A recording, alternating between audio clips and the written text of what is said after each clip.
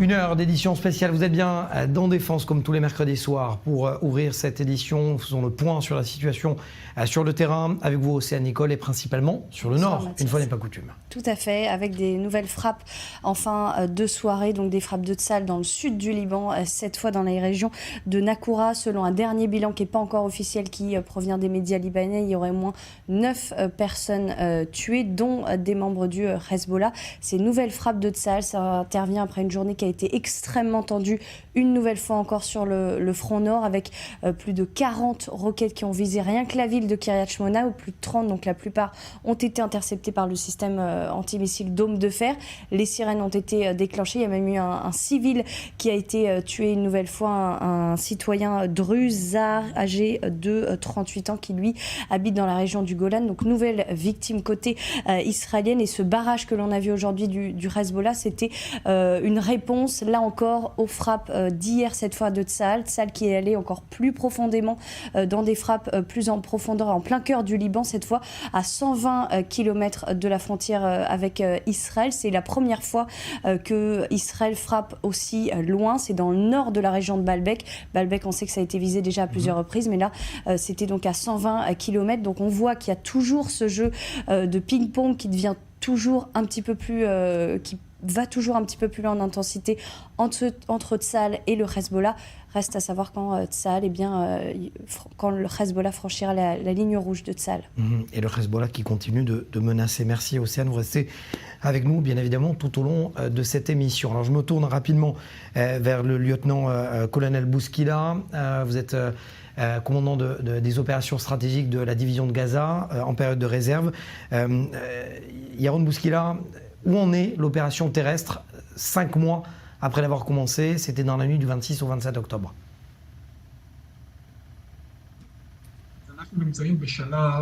Nous en sommes au stade où, dans le langage militaire, il s'agit d'approfondir les réussites.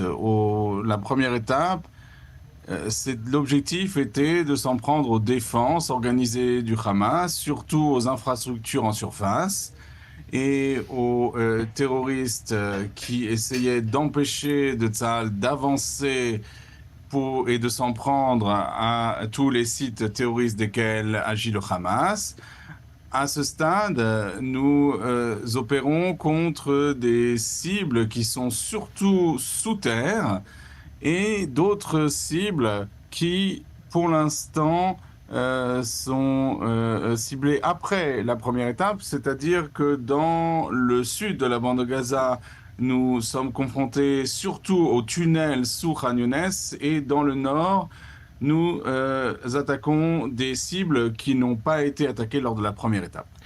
Pourquoi la plupart des experts militaires disent, dont vous d'ailleurs faites partie, que l'opération Ashifa est un game changer au niveau des renseignements?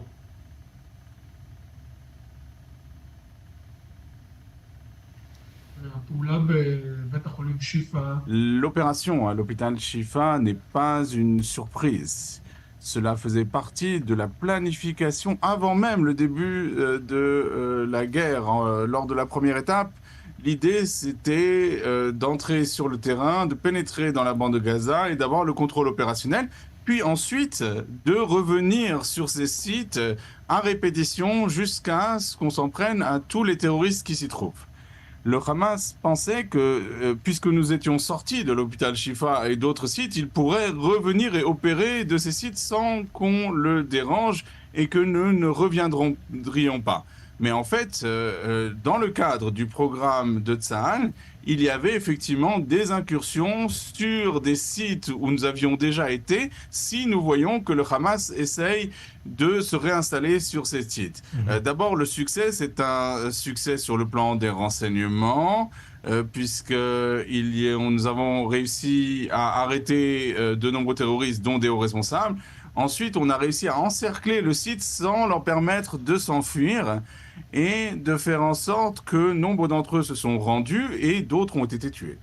Nous sommes d'accord, lieutenant-colonel Yaron Bouskila. Toutes les déclarations dans la presse israélienne selon lesquelles Israël attend la fin du Ramadan pour lancer l'opération Rafah est complètement farfelue.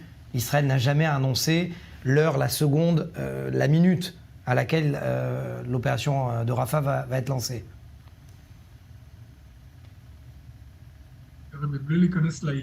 Sans parler du moment précis qui est choisi, avant d'entrer dans Rafah, nous voulons, et cela fait partie d'ailleurs de notre méthode de combat et cela fait partie de nos valeurs, nous ne voulons pas nous en prendre aux civils, donc il faut permettre aux gens qui ne sont pas impliqués dans des activités terroristes de quitter le secteur.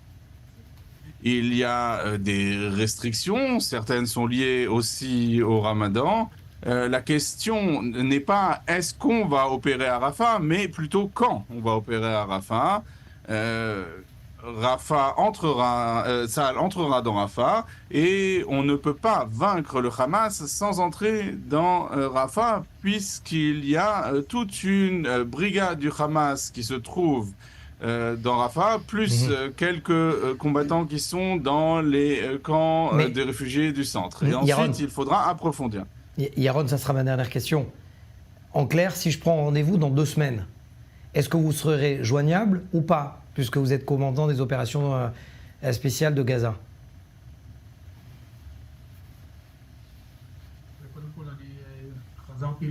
D'abord, j'ai effectivement fait une période de réserve depuis le 7 octobre et effectivement, de temps en temps, je reprends ces périodes de réserve. Eh bien, voyons dans 2 semaines, on verra où je serai.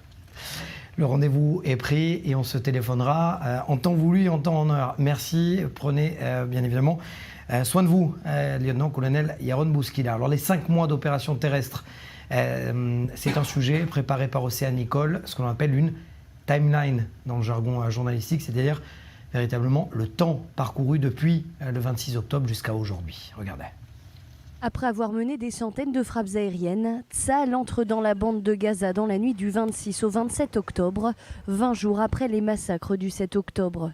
Le 30 octobre, Ori Mengidish, soldat de 18 ans kidnappé le 7 octobre dans sa base de Nahal Oz, est retrouvée vivante par les forces israéliennes dans le nord de la bande de Gaza. Une première victoire pour l'armée israélienne. 15 novembre, Tsahal mène une opération dans l'hôpital Shifa dans la ville de Gaza. Des terroristes y sont dissimulés.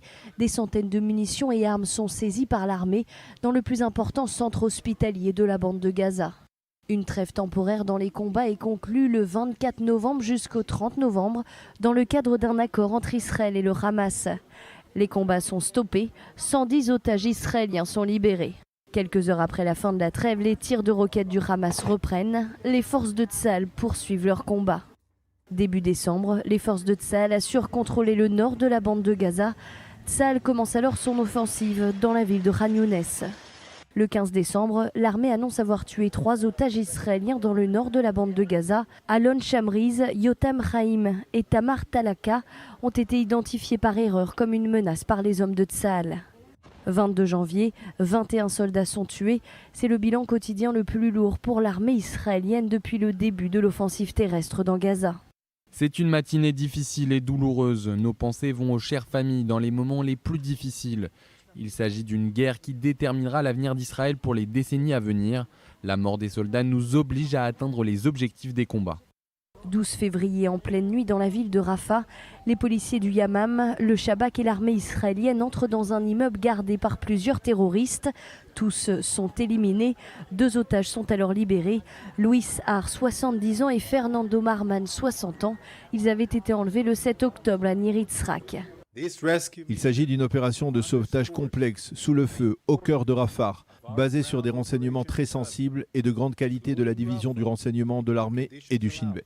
18 mars, Tsahal mène pour la 2e fois une opération à l'intérieur de l'hôpital Shifa.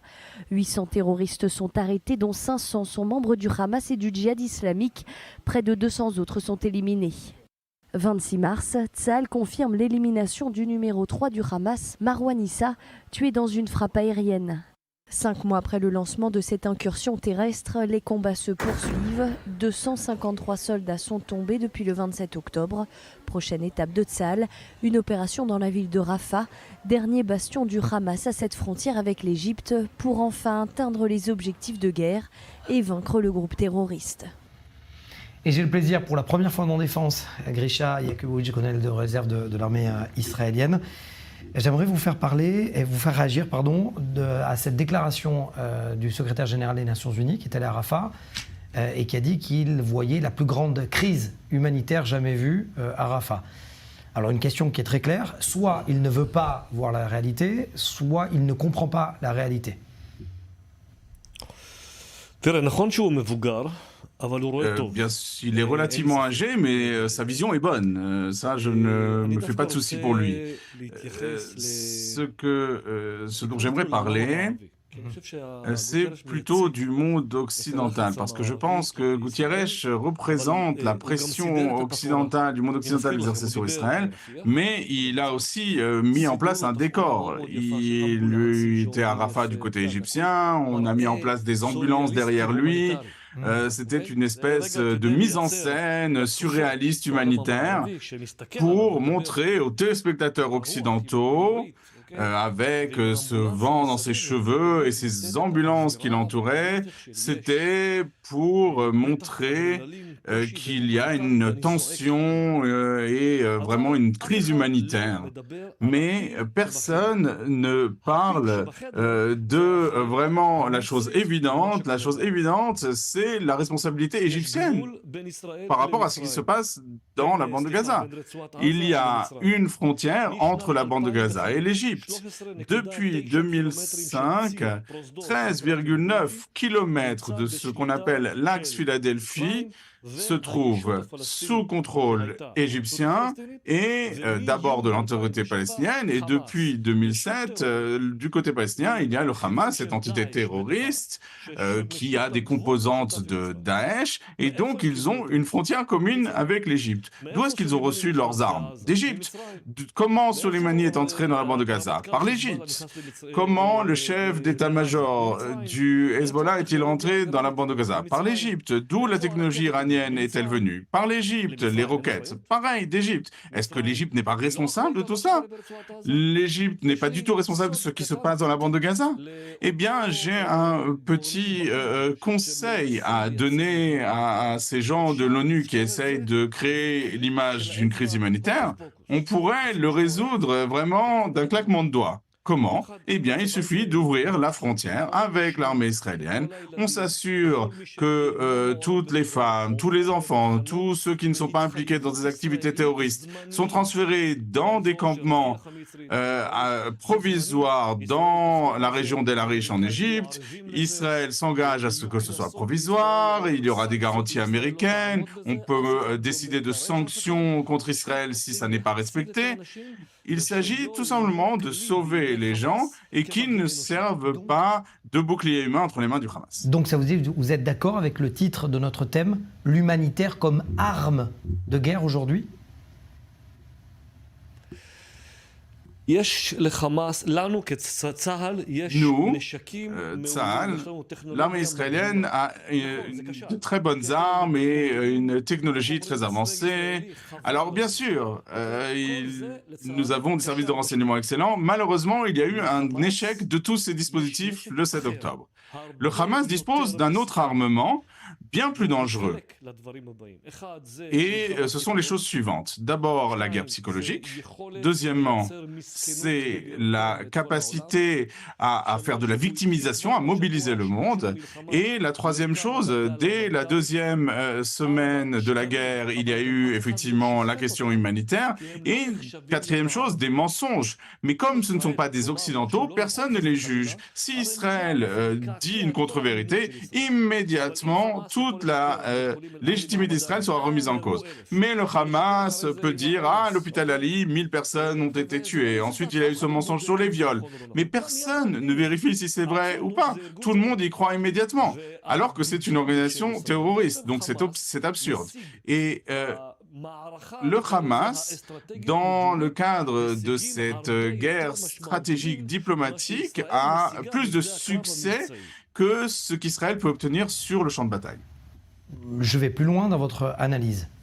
Lorsque les États-Unis disent qu'il y a trop de morts civiles à Gaza, ça veut dire qu'ils se basent en clair sur des réactions du ministère de la Santé à Gaza qui est lui-même attribué au Hamas. Donc ça veut dire quoi? Les États-Unis ne voient pas la différence? Vous avez raison et je vais prouver que vous avez raison. Le nombre de victimes, selon le ministère de la Santé du Hamas, donc une organisation terroriste, et tout le monde croit les chiffres qu'ils communiquent. Ils disent qu'il y a eu 32 000 morts, environ, et environ 75 000 blessés. Si je m'appuie sur leurs chiffres, effectivement, il y a environ 18 000 personnes, selon eux, qui sont dans les décombres, plus 1 millier de terroristes qui ont été tués. Donc, regardons le tableau général des victimes palestiniennes. Si on croit que dit le ministère de la Santé du Hamas, si on ajoute les terroristes, eh bien, on a ces 32 000 morts. Admettons que ces chiffres soient vrais. Israël a dit publiquement, nous avons tué 12 000 terroristes. Le Hamas, alors je ne sais pas si c'est intelligent ou stupide, dit non, non, Israël se trompe, il n'y a pas 12 000 terroristes qui ont été tués, uniquement 6 000. Allez, d'accord. Et donc s'il n'y a que 6 000 terroristes qui ont été tués, eh bien ce ministère de la Santé qui dit il y a 32 000 morts doit faire moins 6 000 combattants. C'est très simple. Donc, quand il ne soustrait pas le nombre des terroristes et le monde occidental, y compris le secrétaire général de l'ONU, qui non seulement voit très bien, mais entend très bien, il ne fait pas ce simple calcul. Pourquoi ? Parce qu'on n'est pas au Soudan, on n'est pas en Syrie. Au Soudan, il y a 15 000 personnes qui sont affamées. 15 millions de personnes qui sont sous le seuil de pauvreté et qui souffrent de malnutrition. Il y a des institutions des Nations Unies, c'est un rapport qui date d'hier. 75 000 enfants meurent tous les jours de faim au Soudan. Ça ne les intéresse pas parce que ce ne sont pas des Palestiniens. Donc, je préfère dire, en fin de compte, qu'il y a cette politique des 3 singes, celui qui n'entend pas, celui qui ne voit pas, celui qui ne dit rien. Et on a ajouté ensuite un singe de l'ONU qui, lui, fait des textos. Je dirais plutôt un 4e, celui qui parle pour ne rien dire et qui ment. C'est peut-être celui-là qui est le plus entendu. Vous en pensez quoi ? D'accord, merci. J'accepte. Merci, colonel de réserve Grisha Jakubowicz. Vous reviendrez dans Défense, c'est la première fois et c'est extrêmement intéressant. On peut voir véritablement de manière significative le jeu de toutes les parties. Merci à vous. Et puisqu'on parlait justement de ces divergences de vues sur les questions humanitaires, regardez ce sujet préparé par Joanna Bindin. On en parle juste après avec nos invités. Après leur abstention lors du vote sur la résolution pour un cessez-le-feu immédiat à l'ONU, les États-Unis clarifient leur position. Une clarification de mise suite à l'annulation du voyage prévu à Washington d'une délégation israélienne pour discuter de la situation à Rafah. Selon la chaîne israélienne Cannes, lors du déplacement de Yoav Gallant à Washington, de hauts responsables américains ont admis que la défaite du Hamas passait par une opération militaire à Rafah, opération à laquelle les États-Unis apportent leur soutien, à condition qu'une solution humanitaire soit préalablement trouvée. À la frontière entre Gaza et l'Égypte sont massés depuis des mois 1,5 million de Palestiniens ayant fui les combats au nord. Washington exhorte Israël à garantir la protection des civils gazaouis et à tracer la voie d'une issue politique au conflit. Bien que vous puissiez atteindre les objectifs de lutte contre le terrorisme sur le front, en fin de compte, lorsqu'il s'agit de gagner la guerre, vous devez offrir une solution politique au peuple palestinien et à leurs aspirations légitimes. Les objectifs ultimes de sécurité à long terme d'Israël ne peuvent pas être uniquement atteints par une campagne militaire. Israël, de son côté, maintient ses objectifs. La fin de ce conflit passera forcément par une opération à Rafah, a fait savoir le ministre israélien de la Défense, tout en assurant qu'Israël déployait tous les efforts possibles pour solutionner la question humanitaire dans la ville frontalière. Des sources américaines ont par ailleurs précisé que la fourniture d'armes à Israël n'était soumise à aucune condition, puisqu'Israël jusqu'ici se conformait aux règles imposées par le droit international. On va à Washington. On va à Washington maintenant pour retrouver Michael Doran. Vous êtes ancien conseiller spécial des affaires sécuritaires pour le département d'État, vous avez travaillé sous l'administration George Bush, vous êtes un expert dans les affaires de stratégie et de sécurité. Merci à vous de nous rejoindre.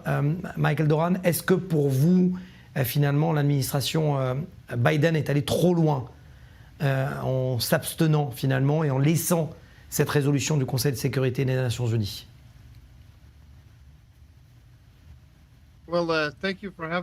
Merci beaucoup de m'accueillir. Oui, je pense que l'administration Biden, effectivement, est allée trop loin. Parce que je pense que l'administration Biden a commis l'erreur de dessiner ce conflit comme un conflit israélo-palestinien, alors qu'en fait, c'est un conflit entre l'axe de résistance iranien et la coalition menée par les États-Unis au Proche-Orient, cette alliance américaine au Proche-Orient.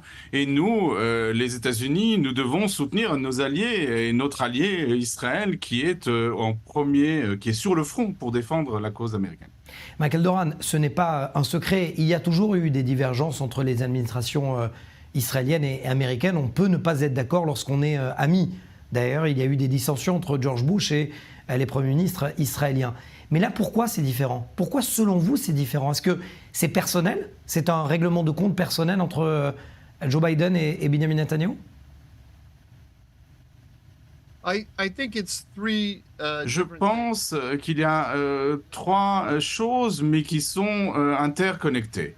D'abord, il y a les questions de politique interne américaine. Joe Biden est très inquiet du vote des progressistes en novembre prochain et ces progressistes n'aiment pas Israël, ils veulent que la guerre cesse.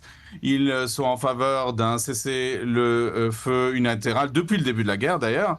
La deuxième raison, comme vous l'avez dit, c'est qu'il y a du mauvais sang entre Netanyahu et Biden. Là aussi, depuis l'arrivée au pouvoir de Joe Biden, souvenez-vous qu'il a refusé de rencontrer Netanyahu, de l'inviter à la Maison-Blanche, et cela remonte même à l'administration Obama. Et enfin, il faut prendre en compte la vision d'ordre régional qui est celle de l'administration Biden. Il s'agit d'une vision où les États-Unis travaillent avec l'Iran pour faire baisser les tensions entre les satellites iraniens d'un côté et les alliés des Américains de l'autre. Et tous ces éléments s'unissent pour faire en sorte que l'administration Biden souhaite que ce conflit cesse le plus rapidement possible, même s'il s'agit de laisser le Hamas présent sur le champ de bataille. Sans tomber dans la conspiration, j'espère avoir tort lorsque je vous pose cette question. Mais beaucoup d'experts géostratégiques en Israël disent qu'aujourd'hui, Joe Biden est piloté comme une marionnette par Barack Obama. L'héritage de Barack Obama vis-à-vis de Benjamin Netanyahu. Est-ce que je me trompe ou pas? Est-ce qu'il se trompe? Je ne pense pas qu'il faille le présenter en ces termes.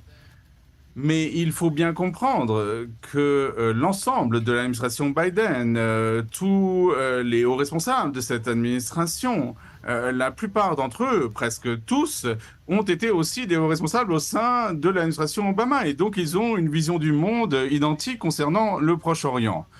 Ils n'ont pas besoin que Barack Obama leur donne un coup de fil et leur donne des ordres, parce qu'ils voient le Proche-Orient avec la même perspective qu'avait Barack Obama.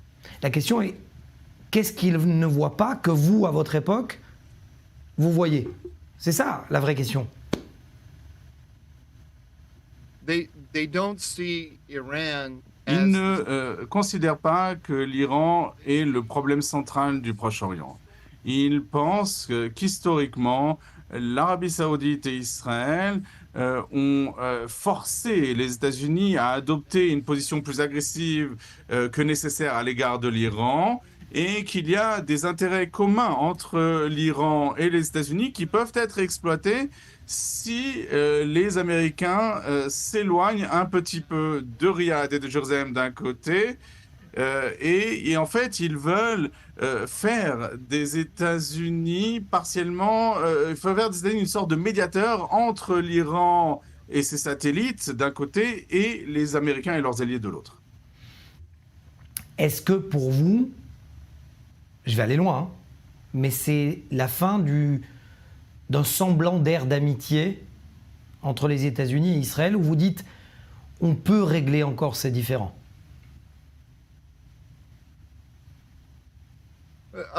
No, it's going to be a very rocky road. Cela va être une route qui sera semée d'obstacles. Ça n'est pas la fin de l'alliance.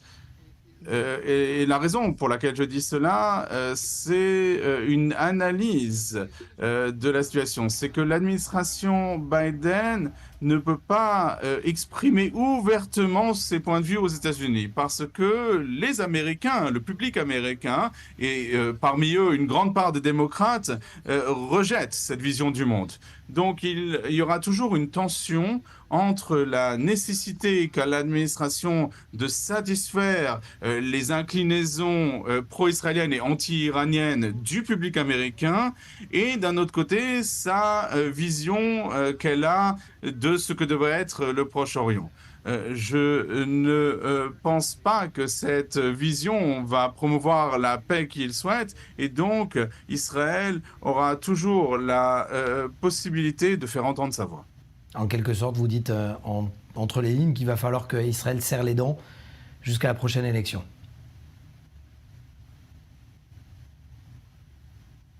Non. Non. Je pense qu'Israël doit effectivement, mais pas attendre patiemment. Il faut qu'Israël fasse entendre sa voix de manière forte pour que les Américains l'entendent et pour que l'administration Biden ne puisse pas ignorer cette voix, même au sein de la scène politique intérieure. Merci Michael Doran en direct depuis Washington d'avoir été avec nous, d'avoir précisé les contours justement de cette discorde entre Israël et les États-Unis. Merci à vous. On enchaîne, c'est du direct. Merci Sarah Feinberg d'avoir accepté mon invitation. Vous êtes directrice de recherche au centre de recherche Elrom de l'armée de l'air israélienne. Je vous ai demandé de venir. D'abord, le principal sujet et votre expertise, c'est plutôt la Russie et le Proche-Orient. Mais je vous ai vu réagir à ce qu'a dit Michael Doran sur cette espèce de discorde et un nouveau Proche-Orient de l'administration Biden. Vous vouliez réagir peut-être? Si vous voulez, dans une perspective de long terme, si on se projette dans les 10 années à venir, il est évident qu'Israël devra consolider son autonomie stratégique et surtout en termes d'armement.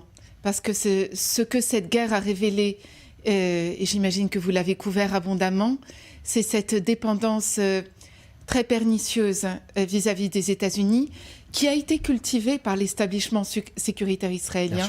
Pendant des années, ça a été une erreur stratégique fatale.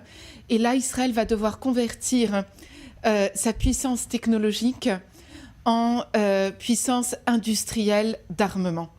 Et je crois que c'est l'enjeu des 10 années à venir. Parce qu'aujourd'hui, il y a énormément d'anciens généraux qui disent qu'il faut relancer les usines de métallurgie, relancer des fonctions de production pour vite donner des obus aux tanks. C'est de ça dont vous parlez. Tout à fait, sauf qu'à l'échelle d'Israël, on n'est pas aux États-Unis en 1943. C'est ce qu'a fait les États-Unis pendant la Seconde Guerre mondiale. On est dans une échelle petite qui va demander beaucoup de créativité, d'intelligence, de coopération avec des partenaires internationaux. Mais l'idée, c'est de transformer la qualité en quantité, puisque la qualité, nous l'avons déjà, mais nous avons un problème de stock en Israël.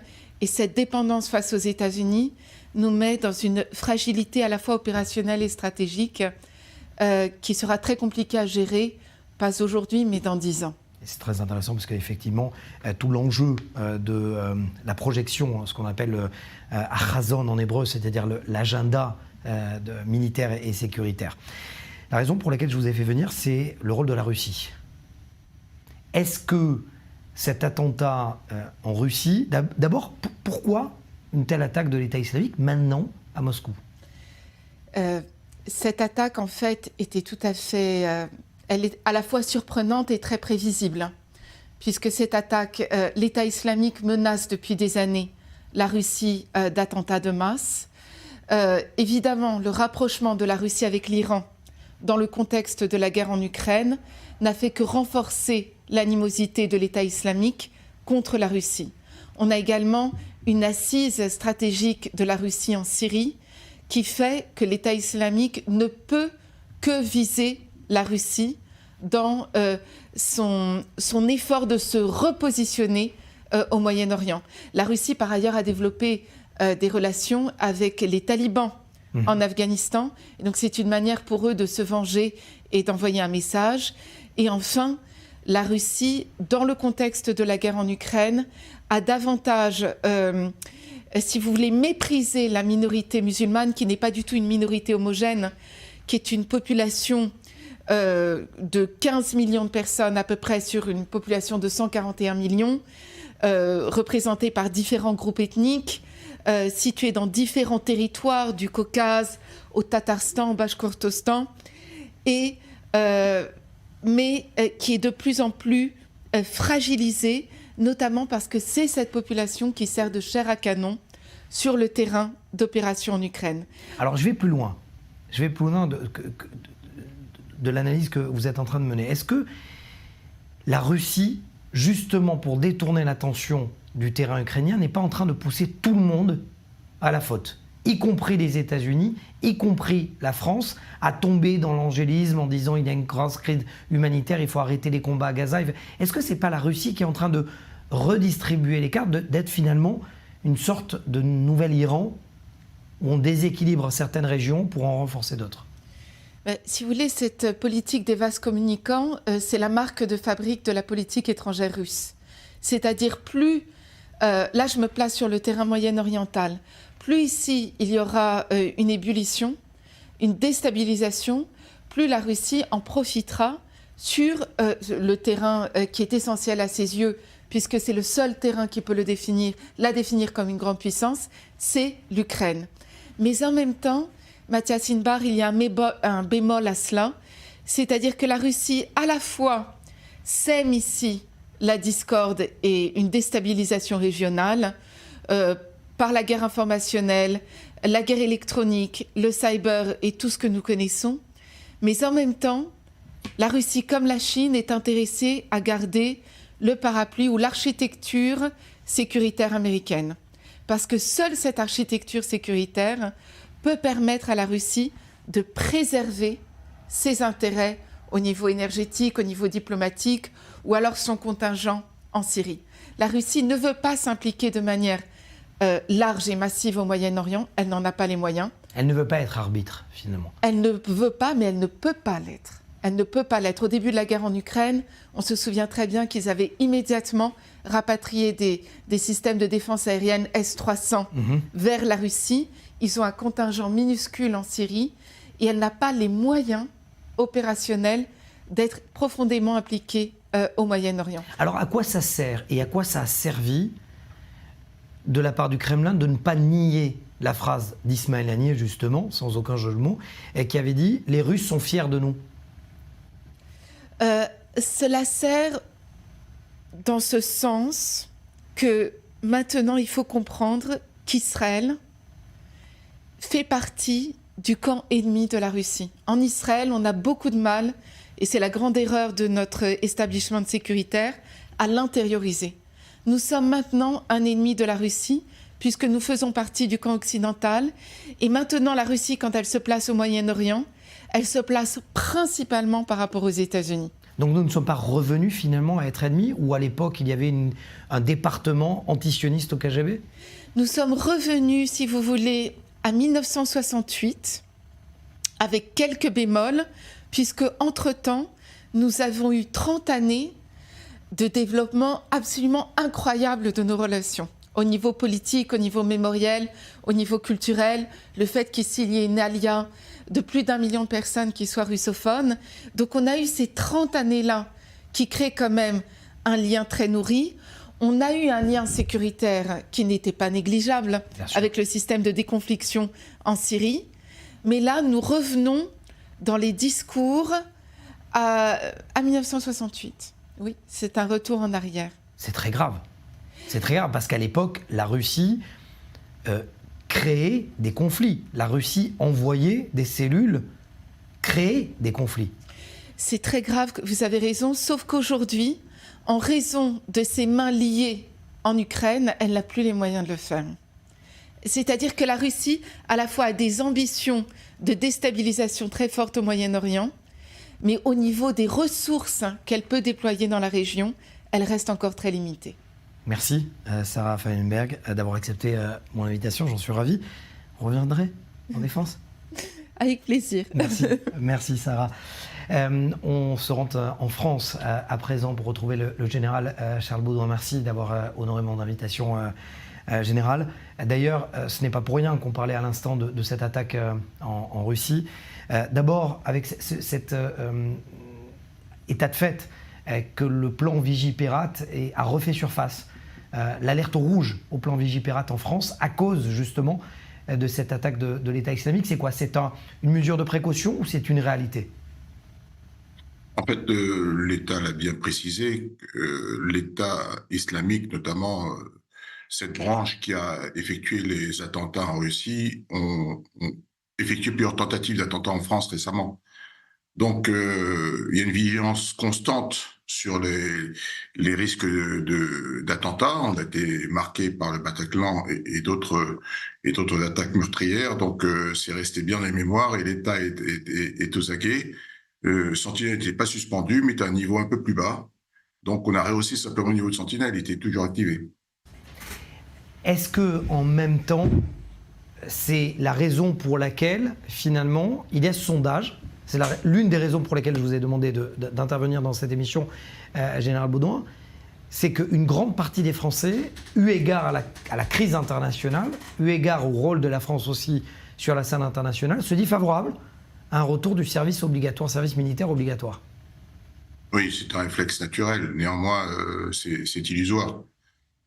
D'abord, un service militaire obligatoire nécessiterait de mettre sous les drapeaux par an environ 800 000 jeunes hommes et femmes. Je rappelle que la force opérationnelle terrestre actuellement, c'est 70 000 hommes.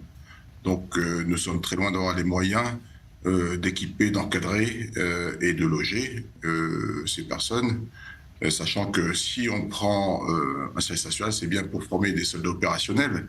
Et vous savez comme moi qu'il faut quand même quelques mois, je dirais facilement 6 mois, pour pouvoir disposer d'un soldat opérationnel, même si c'est des missions assez simples. Vous étiez quand même, c'était votre domaine, puisque l'une de vos dernières affectations, vous étiez général de programmation militaire de l'armée de terre. Est-ce que aujourd'hui, l'armée de terre, puisqu'on parle, alors à tort ou à raison, on ne va pas rentrer dans la politique, mon général, mais certains disent que la France est sur le point de rentrer en guerre, certains fabulent avec la Russie. Est-ce que, véritablement, l'armée française est prête ? L'armée française est certainement une des armées, et peut-être même l'armée en Europe, j'entends par là bien sûr l'Union européenne, la plus expérimentée sur les conflits, même si ces conflits qu'elle a connus depuis maintenant 30 ans sans interruption, à part Daguet, étaient des conflits plutôt asymétriques. Donc l'armée française, ses cadres sont expérimentés, ses engagés sont aussi très expérimentés. Donc elle est forcément prête. On a une armée qui est prête à faire la guerre. Néanmoins, tout le monde était surpris par le retour, je dirais, très rapide de la guerre symétrique. Et effectivement, nous changeons de paradigme. Et une guerre symétrique, c'est forcément une attrition importante en vie humaine, en matériel, une capacité à durer avec des consommations très élevées de munitions et de rechange. Or, c'est vrai qu'aujourd'hui, du fait que nous étions à 2% maximum du PIB, pour une armée qui est une armée de premier rang, qui a quand même des sous-marins nucléaires lanceurs d'engins, un porte-avions, des avions de chasse, une production nationale extrêmement qualitative et complète, disant que des sacrifices ont été faits sur des stocks, évidence. Donc aujourd'hui, bien sûr, l'armée française est prête à s'équiper, l'économie de guerre tourne, les usines tournent aussi pour produire des munitions. Et donc, lorsque le président dit que l'armée peut s'engager, elle s'engagera. Et ça a été dit aussi par les autorités militaires. Ce n'est pas des paroles légères. On ne peut pas prononcer des paroles qui ne sont pas suivies des faits. Néanmoins, la France ne va pas s'engager seule. Elle s'engagerait dans le cadre d'une coalition, certainement.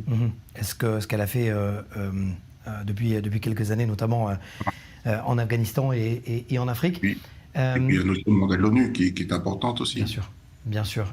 Général, je vous ai demandé également de venir parce que vous êtes le directeur général de la COGES qui organise le salon militaire international Eurosatory, sans doute le plus grand salon d'armement au monde, dans le monde occidental en tout cas.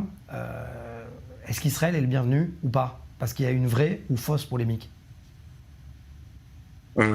Israël est un acteur très important du salon Eurosatory. Aujourd'hui, sont inscrits plus de 60 sociétés israéliennes sur le salon. Donc on va replacer les choses dans le contexte. Les importations de matériel de guerre sur le territoire français sont prohibées. Donc ça veut dire que toute importation de matériel, c'est un régime d'exception qui nécessite un contrôle de l'État, qui nécessite que l'autorité administrative détermine les conditions d'autorisation. Il y a 2 conditions d'autorisation, la procédure réglementaire à suivre et une procédure de dérogation exceptionnelle qui allège, je dirais, les formules à remplir pour pouvoir exposer. Donc ce qu'on a connu là en février, c'est une réduction drastique de la liste des pays sous je dirais, dérogation. Donc, ce qui veut dire qu'il y a une trentaine de pays quand même qui sont concernés, donc ce n'est pas un problème proprement israélien. Il y a de nombreux pays, des pays qui ont une forte base industrielle de défense et de sécurité. Donc, les pays qui, effectivement, aujourd'hui sont sortis du régime de dérogation exceptionnelle, eh ben, sont soumis simplement à aux procédures administratives réglementaires qui n'empêchent en aucune manière d'exposer à Eurosatory. Donc, ça veut dire que en quelque sorte, je prends un exemple parmi tant d'autres, parce qu'on connaît les grandes industries comme Rafael, Elbit et IAI, sans doute seront présentes. Mais d'autres organismes, d'autres entreprises comme IWI, par exemple, qui produit des systèmes de précision de tir, de tir intelligent, ce type d'entreprises pourront faire partie ou pas du salon. Vous savez que j'ai l'habitude effectivement de le couvrir, ce salon, et je les ai toujours vus. Donc, est-ce qu'on verra ce type de société? Oui, vous savez que nous sommes à Eurosatory extrêmement pointilleux sur les matériels qui sont autorisés à être exposés. Et il n'y a aucun changement de ligne depuis des années et des années. C'est-à-dire que Eurosatory respecte tous les accords qui permettent d'avoir des armes, et notamment européens. Vous savez qu'il y a un certain nombre d'armes qui sont autorisées dans d'autres pays qui ne sont pas autorisées en Europe. Je parle des armes sous munitions. Donc, il est évident que ne peuvent être exposés à Eurosatory, mais ça c'est de tout temps, hein, que les armements et les systèmes qui sont autorisés, notamment par notre gouvernement. Et le régime est très strict, puisque si un pays dérogeait, faisait la publicité d'armements qui ne sont pas autorisés, eh bien, il verrait son stand fermé. Donc ça n'a pas changé. Donc il n'y a pas de changement à notre niveau. Maintenant, l'État se réserve d'autoriser ou pas les importations. Ça, c'est quelque chose qui appartient à l'État, qui n'appartient pas à nous, Eurosatory. Au moins, vous avez été clair et vous avez brisé la polémique et vous avez, en tout cas, vous l'avez précisé. Merci, Général Boudin, d'avoir été avec nous dans cette émission, et on souhaite bien évidemment une coopération toujours au niveau sécuritaire et stratégique entre la France et Israël, et la présence bien évidemment d'Israël à votre salon de la COGES. Précisez les dates, oui. Les dates du salon Eurosatory. Le salon se tiendra du 17 au 21 juin cette année à Paris-Villepinte. Et on espère.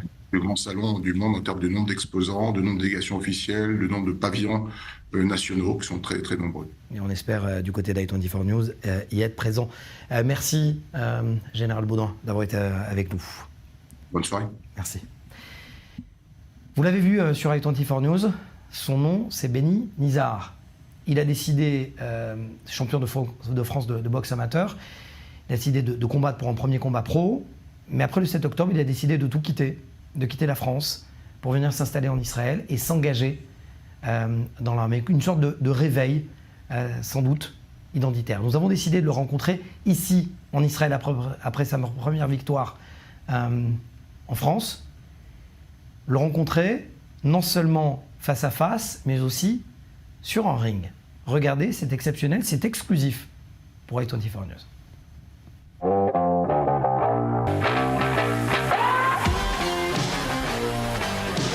Quand l'envie de réussir se transforme en une rage de vaincre, une envie de crier sa vérité. C'est à Paris que l'on a quitté Benny Nizar, champion de France amateur, lors de sa première victoire en tant que boxeur professionnel. Fort de son premier succès, le jeune champion s'entraîne désormais en Israël. 2 points pour une étoile. Tel qu'a pu l'écrire l'auteur et collectionneur de boxe, Didier Elbaz. Ou comment les attaques du 7 octobre ont changé le scénario du livre de la vie de ce jeune champion. Benny, Comment ça va? ça va et vous? Au top.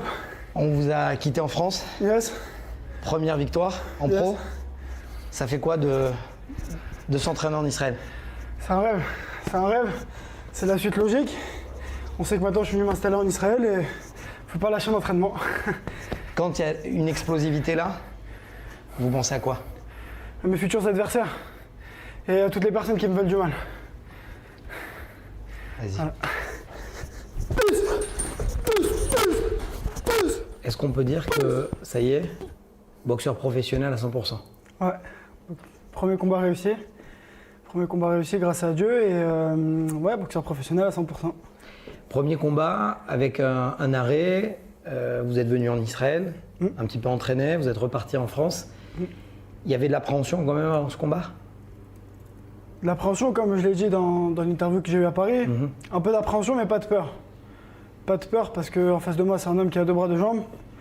Et non, pas de peur parce que je sais que je suis prêt. Je me suis très bien entraîné en Israël aussi. Je suis très bien préparé ici. Beaucoup de cardio, beaucoup de boxe. Donc non, pas tellement d'appréhension. Depuis ce combat réussi, il y a eu énormément de propos sur la toile, sur les réseaux sociaux, notamment d'un député qui a demandé tout simplement à ce qu'on te révoque ta nationalité. Ouais.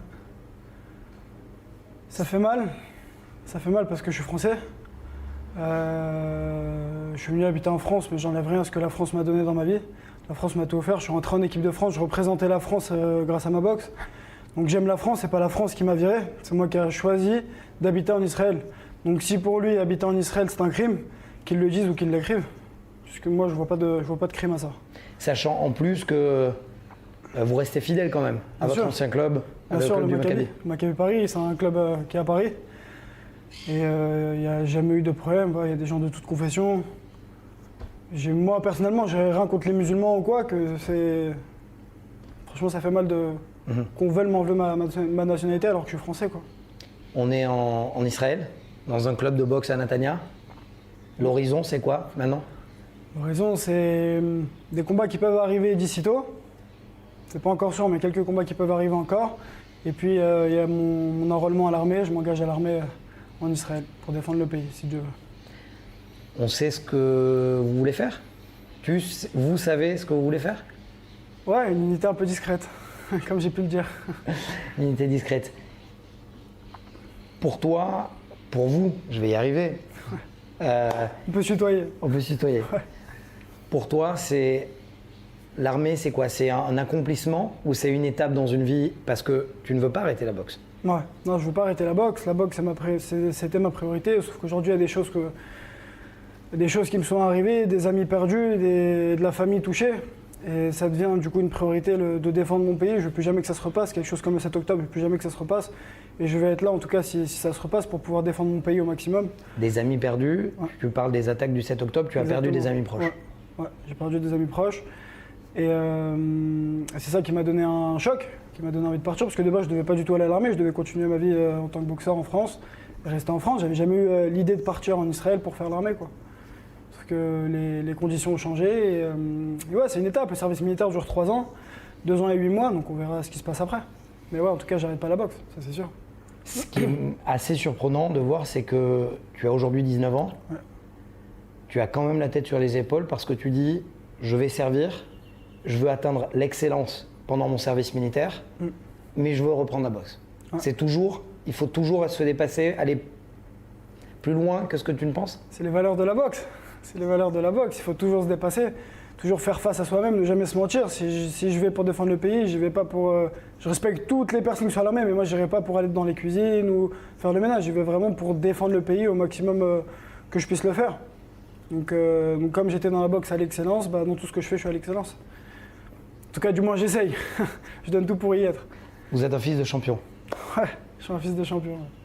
Ça a une pression particulière? C'est une pression particulière, mais mon père ne me met pas cette pression. Il me met pas cette pression, il me dit fais ta boxe et vu comment je suis préparé, il n'y a pas de problème normalement. C'est une pression parce qu'il a un nom et je ne veux pas entacher ce nom-là. Donc je suis obligé d'être encore une fois à l'excellence par cette pression-là. Et c'est bien parce que justement ça me pousse à être toujours au top.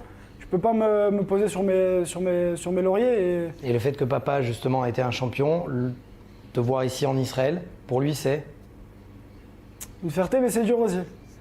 Je pense que c'est une fierté, mais c'est très dur aussi. Mon père, c'est un entraîneur. Il a les valeurs du sport, le respect, la fraternité, les valeurs qu'on connaît, quoi. Il entraîne tout le monde. Il n'y a pas de religion, il n'y a pas de tout ça. Donc il le vit bien et mal en même temps. Il a très peur. J'ai compris. Je te propose un pari. Yes. Si maintenant on change, c'est moi le sparring partner. Ok. C'est toi l'entraîneur. Ok. On peut le faire ou pas? Avec plaisir. Avec plaisir. Avec plaisir. Ouais. Je mets le casque, les gants. C'est parti. Le truc, c'est que je suis un tout petit peu plus âgé que toi, c'est pas grave. T'inquiète. On y va. Okay, c'est parti. Alors forcément, je me mets en condition. Après quelques étirements et pompes, je décide de frapper aussi le sac. Et donc, d'affronter un champion de boxe dans son élément. Vous avez donc l'habitude de me voir dans Défense avec des entraînements de Krav Maga, de Kung Fu un petit peu moderne. Et là, à la boxe, j'essaie de relever le challenge avec un boxeur professionnel. C'est ça aussi, Défense, c'est aller toujours plus loin. Si je vous retrouve juste après, c'est que je suis encore en vie. A tout de suite.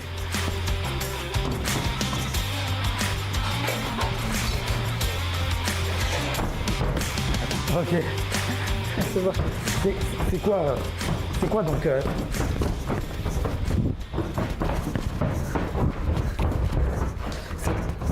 c'est quoi être militaire finalement? Militaire, c'est se retrouver tout en bas de l'échelle. Déjà, dans un début, se retrouver tout en bas de l'échelle, accepter une hiérarchie et donner le meilleur de soi-même à chaque instant. Et avoir une fierté de pouvoir protéger son pays. Mais est-ce que tu as conscience que tu vas être finalement, tu vas plus être un boxeur là-bas? J'ai conscience que je vais me retrouver tout en bas de l'échelle, ouais. Mais c'est le prêt à payer. C'est le prêt à payer, c'est pas plus mal. Ça permet de se remettre en question et c'est aussi une valeur de la boxe. On prend un coup, on se remet en question, on retravaille sa défense, on retravaille son attaque. Toujours la remise en question.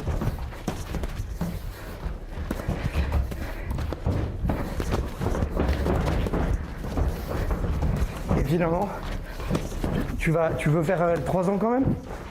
Je vais faire 3 ans. Je vais faire le service militaire complet. Quand je fais un truc, j'essaie d'aller jusqu'au bout. C'est un truc qui est naturel, c'est que tu tournes du bon côté. Je sais pas s'il y a ça au Krav Maga aussi, ne pas tourner sur le côté du bras fort. Là, c'était une mise en jambe. Je vais demander à Benny de me frapper un tout petit peu plus fort. Okay. C'est parti. Allez.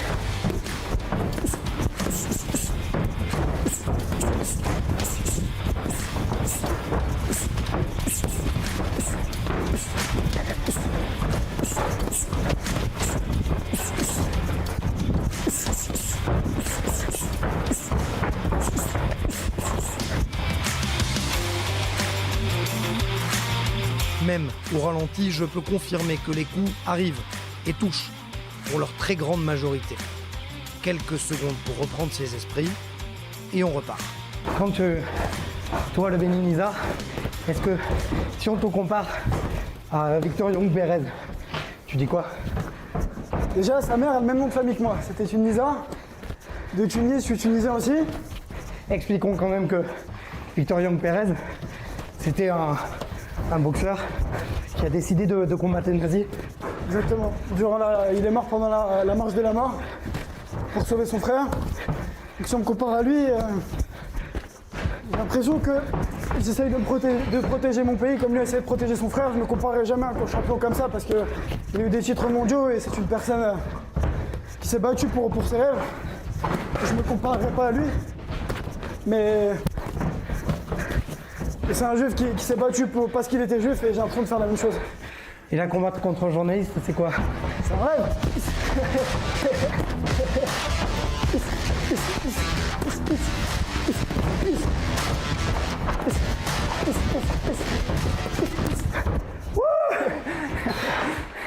Merci beaucoup. Bravo. En dernière question. Yes. Le temps de récupérer après un bon crochet du gauche. Si on se revoit dans 2 ans. Ouais. Dans 3 ans. Tu seras où? Tu seras quoi? En Israël, en fin de service militaire, et avec une dizaine de combats professionnels, je pense. Tu vas quand même essayer de combattre malgré ton service militaire. Je vais essayer, je verrai les arrangements que je peux avoir à l'armée ou pas, et on verra les permissions que j'aurai. Parce que comme on a dit, on se retrouve tout en bas de l'échelle, donc je décide pas de ce que je ferai. Et comme il a dit Jean-Philippe Lustig, je continuerai ma carrière en pointillé. Quand j'aurai des permissions, je boxerai. Et quand on n'aura pas, Dernière question à 1 000 €. Comment j'étais? Très bien, au top, très bien. Merci. Au top, merci à toi, c'est gentil.